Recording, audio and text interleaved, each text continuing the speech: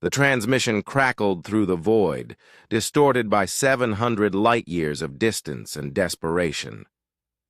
Admiral Sarah Chen stood before the massive holographic display in Terra Command's war room, watching the alien's three-dimensional image flicker with static interference. "Please," the creature wheezed through its translation device, its crystalline features catching the harsh light of what appeared to be emergency lighting. "The Devourers have consumed 43 of our worlds. Our fleets are scattered, our people dying. We intercepted your probe transmissions decades ago. If there is any honor in your species, any compassion, help us." The being's image dissolved into pixels before reforming, showing the ambassador of the Kepler Coalition, a peaceful alliance of 12 species that had thrived in the Vega sector for millennia. Behind the alien, Chen could see the chaos of an evacuation, families clutching belongings as they fled toward transport ships. General Morrison stepped forward, his weathered face grim. "Ma'am, our long-range scanners confirm it. The Devourer swarm has consumed everything in a 50-light-year radius around their core systems. It's a mechanical plague, self-replicating, adaptive, and absolutely ruthless." Chen nodded slowly. Humanity had encountered the Devourers once before, during the colony wars 30 years ago. They'd barely managed to stop a scout fleet, losing 3 entire systems in the process. Now it seemed the mechanical horrors had evolved, grown stronger. "How long until they reach Coalition space?" Chen asked. "At their current rate of expansion, 18 months. Maybe less." The room fell silent except for the hum of the holographic projectors. Every officer present understood the implications.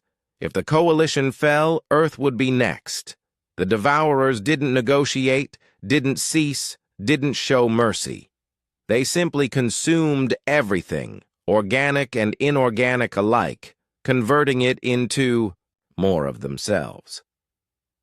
But there was something else troubling Chen. In 30 years of space exploration, humanity had encountered dozens of species. Most were more advanced than Earth.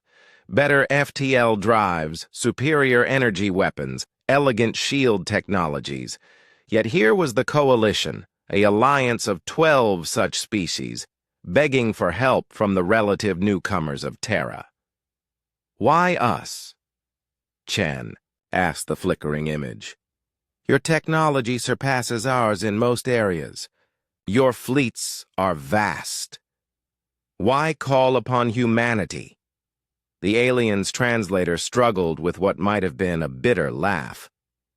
"Because, Admiral Chen, we have learned something about your species from observing your probe data and communications. You are the only sapient race we have encountered that seems to view war not as an unfortunate necessity, but as an art form." Morrison raised an eyebrow. "That's not exactly a compliment, isn't it?" The alien's crystalline eyes focused intently on the camera. "We have watched your historical records. Your species has been at war with itself for your entire recorded history. You fight with tools, with cunning, with desperate innovation. When cornered, humans don't surrender. They adapt, they improvise, they find ways to turn weakness into strength. The Devourers are predictable in their methodology. Perhaps that predictability can be exploited by minds that think differently." Chen exchanged glances with her staff. The alien wasn't wrong. Humanity's first contact with other species had been humbling. Their weapons were primitive, their ships slower, their shields weaker. But humans had one advantage that seemed to perplex every species they encountered. They were utterly, irrationally stubborn. "Admiral," Lieutenant Commander Patel spoke up from her station, "we're receiving similar distress calls from 17 other sectors. The Devourer swarm isn't just hitting the Coalition. It's a galaxy-wide expansion. The weight of the moment settled on Chen's shoulders. This wasn't about helping one alliance. This was about the survival of biological life in their region of the galaxy. Morrison, how's our fleet status? We've got 237 ships of the line ready for immediate deployment. The new Prometheus-class dreadnoughts are still in testing, but we could field them if necessary. Chen walked to the tactical display, studying the Devourer expansion patterns. Her mind raced through possibilities, strategies, the kind of thinking that had made humanity feared and respected despite their technological disadvantages.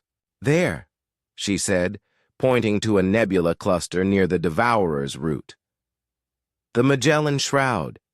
Dense particle fields, unpredictable gravitational anomalies, sensor shadows. Ma'am. Morrison stepped closer. The Devourers adapt, but they adapt to conventional tactics. Every species fights them the same way.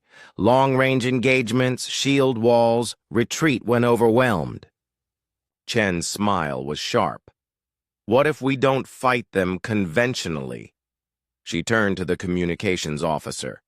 Send word to the coalition ambassador. Tell them we'll help, but we do this our way. Also, contact Admiral Zhang at Luna Station. I want every experimental weapon system, every prototype ship, every crazy idea our engineers have been working on. Admiral, Dr. Reese, the fleet's science advisor, looked concerned. Half those experimental systems haven't been properly tested. The failure rate could be catastrophic. Doctor, we're about to face a force that has consumed hundreds of worlds. Catastrophic failure might be exactly what we need. Chen's eyes gleamed with the kind of dangerous enthusiasm that had carried humanity to the stars.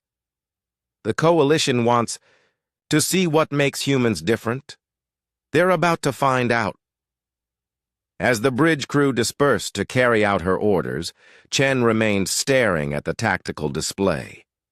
The Devourers were vast, technologically superior, and utterly relentless. They represented everything logical military doctrine said was unbeatable, which, she reflected with grim satisfaction, made them perfect opponents for a species that had never met a lost cause it wouldn't fight for. Within hours, the largest fleet in human history began assembling at the edge of Sol System. Ships bearing experimental weapons, prototype drives, and the hopes of dozens of species prepared to jump into the unknown. At their head, Admiral Chen's flagship Indomitable charged its revolutionary quantum drive, another impossible human, innovation that worked despite violating 3 known laws of physics. The plea from Afar had been answered. Earth's fleet was unleashed, and the galaxy was about to learn why humans were the only species that told stories about impossible victories.